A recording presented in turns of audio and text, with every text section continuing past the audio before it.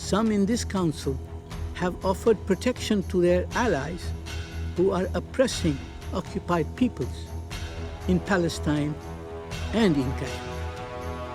I would treat these remarks with contempt they deserve and not dignify them with a response in the interest of time.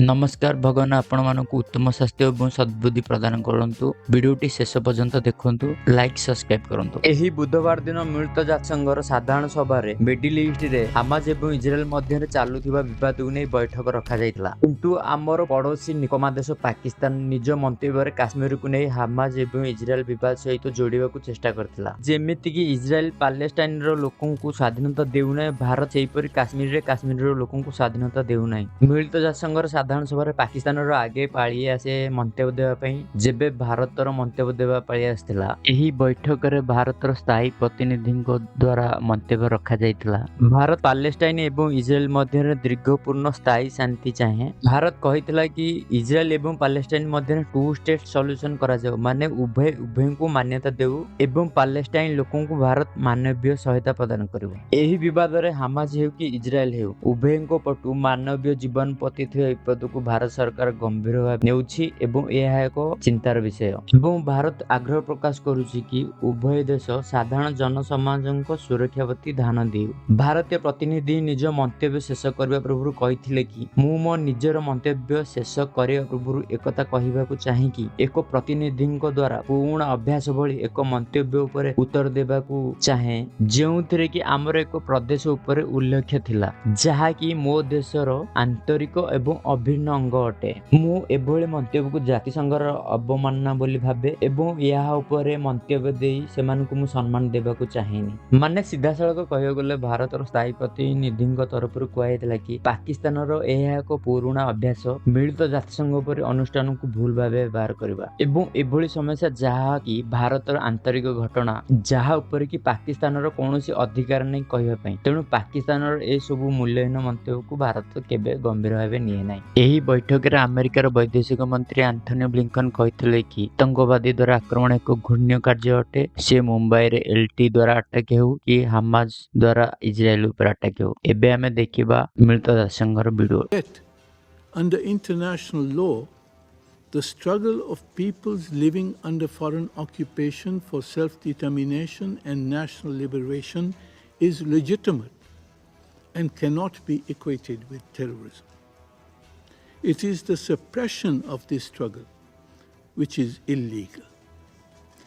Throughout history, colonial powers have portrayed national liberation movements as terrorism.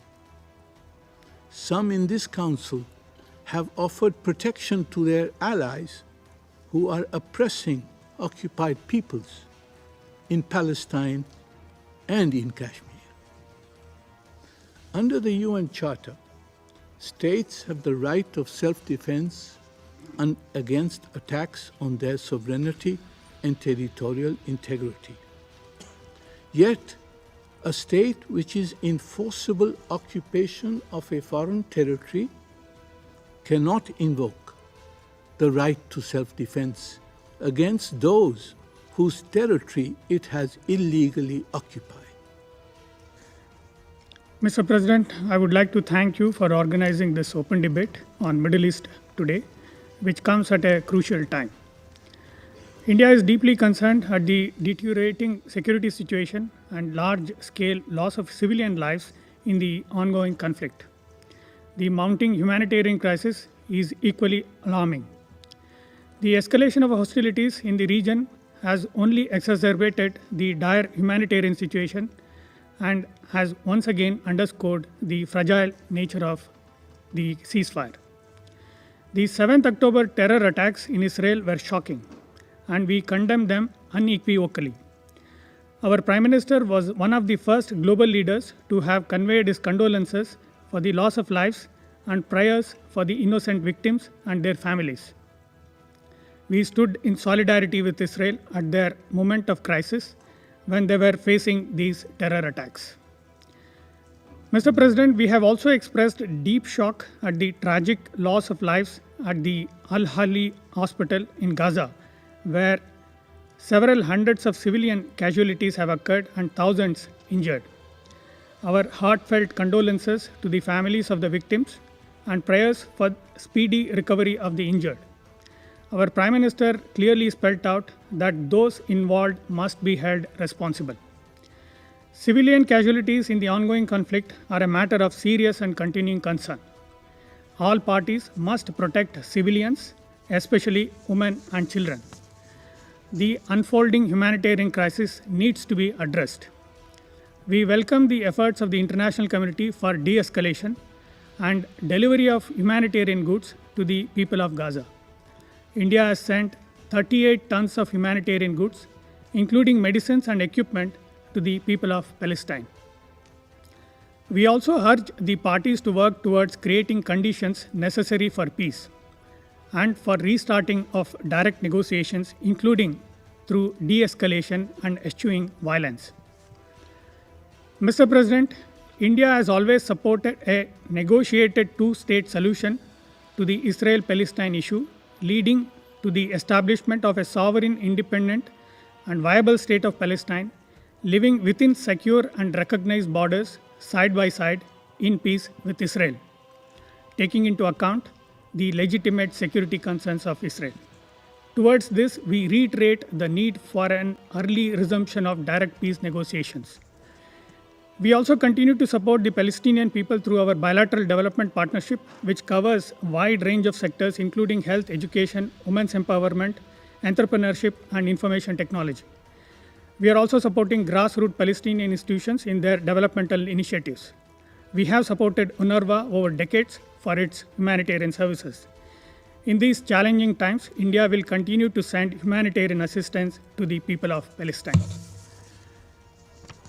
Mr. President, current escalation has once again underscored the need for immediate resumption of credible direct negotiations between Israel and Palestine.